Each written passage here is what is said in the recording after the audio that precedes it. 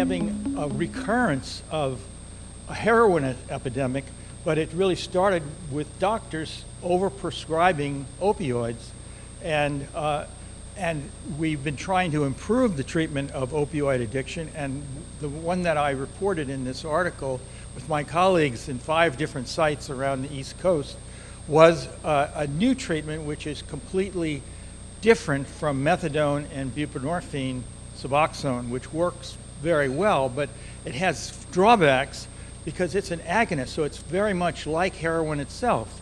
And it's hard to stop once you start it. It also interferes with productivity, like school and work. And so we used a long-acting opiate receptor antagonist, which has no agonist effects, does not impair a person's ability to work or drive or go to school. And we've discovered that this works really well. And if you look at the paper, we had a better result than the people getting the traditional treatment. They didn't have as many recurrences right away, and that's the big problem with addiction. It never really totally goes away. But the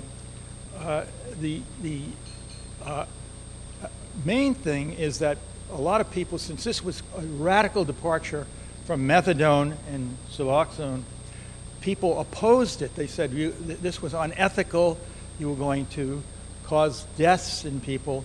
And so I had to defend this study at both NIH and at each of the IRBs around the country that did the study. And it turned out, if you look at the abstract, that there were no overdoses in the group getting naltrexone, but there were 7 in the group getting treatment as usual. So the point is that I think this is a reasonable advance forward. Oh, and then one more thing that I just discovered on the way home from work the other day in Philadelphia, that the company making this, I don't get any money from them, even though I, did the discovery of this in alcoholism. But the point is that they now are advertising direct to the consumer, which is a major thing.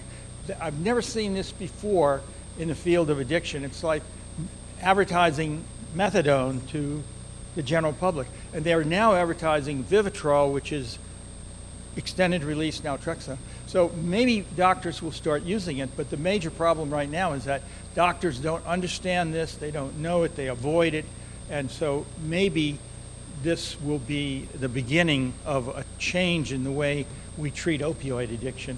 One more option that's pretty effective. Anyway, thanks again, all of you.